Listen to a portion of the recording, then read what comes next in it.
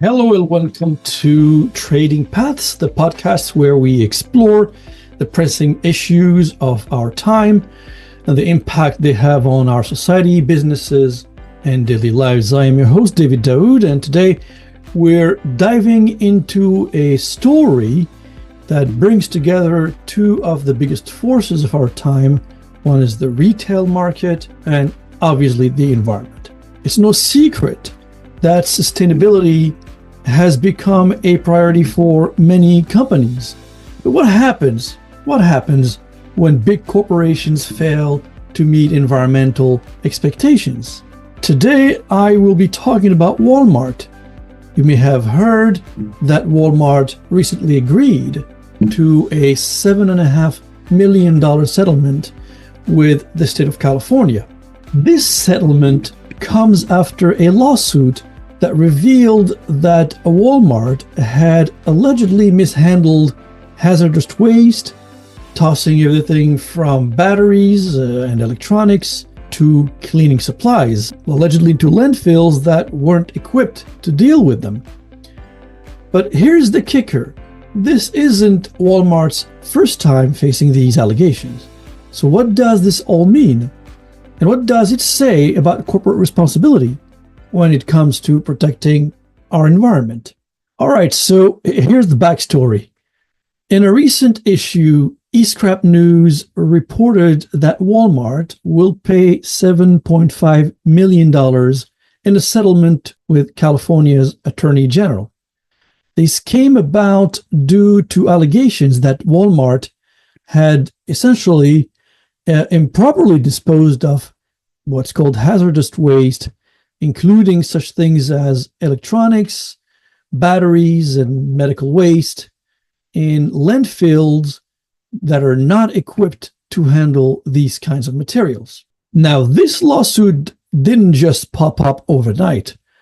California's Attorney General filed it back in 2021, but the evidence dates back even further.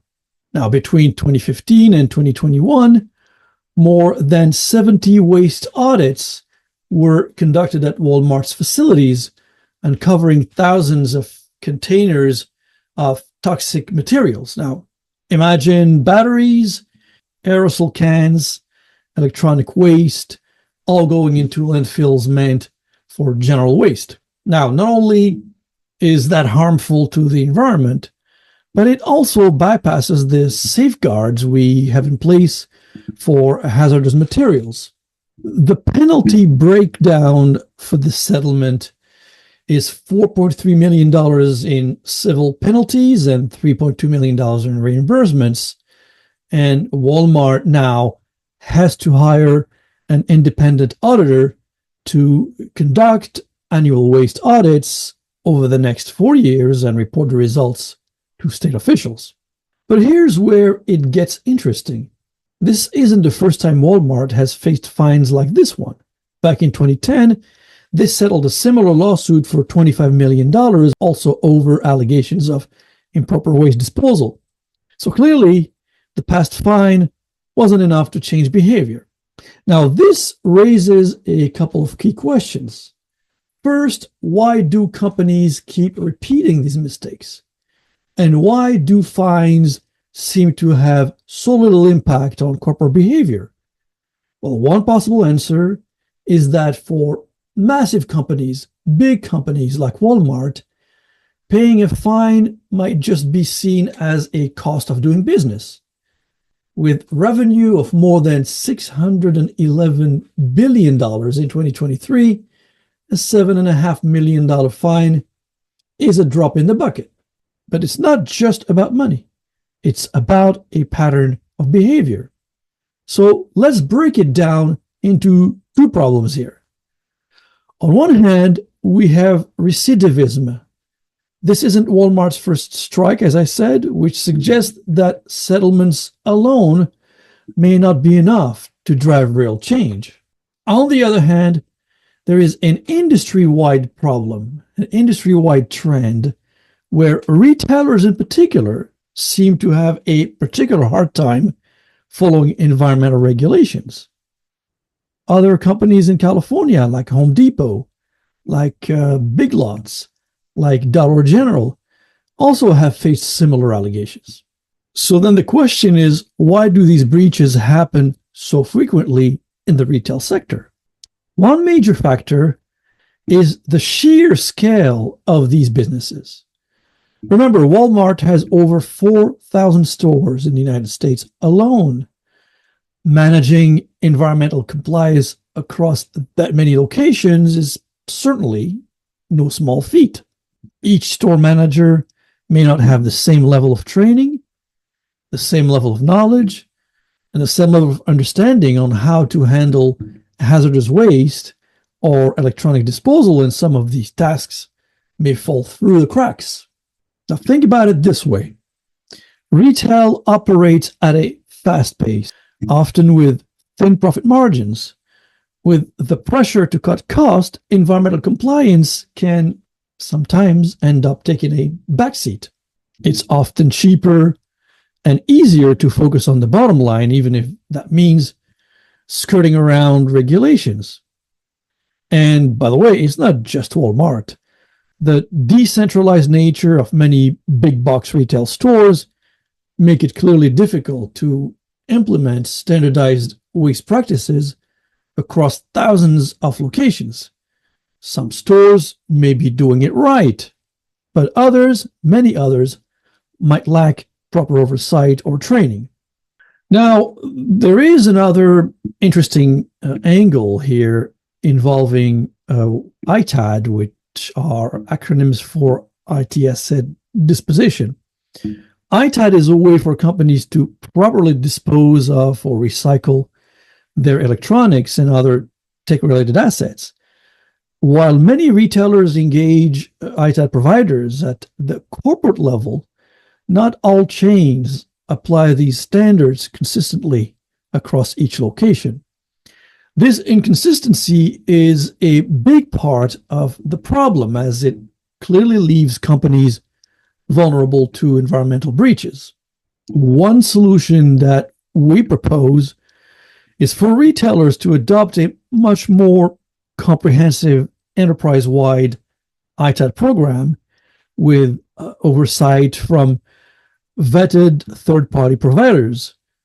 This would ensure that waste management practices, the proper waste management practices, are applied consistently, helping essentially reducing the risk of regulatory issues and as well as reputational damage.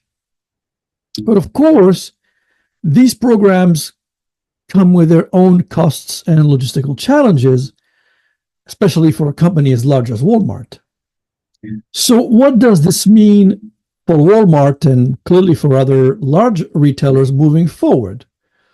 Well, the settlement reflects a changing regulatory landscape where states like California are generally stepping up enforcement. Perhaps it's a wake-up call for big businesses. Environmental compliance is no longer an optional thing, and those that fail to meet these standards may face increasingly more severe consequences going forward. But here's the thing. The $7.5 million settlement might help cover the cost of compliance programs, but for a company the size of Walmart, it's a tiny price to pay. To really drive change, some argue that penalties should be proportional to revenue.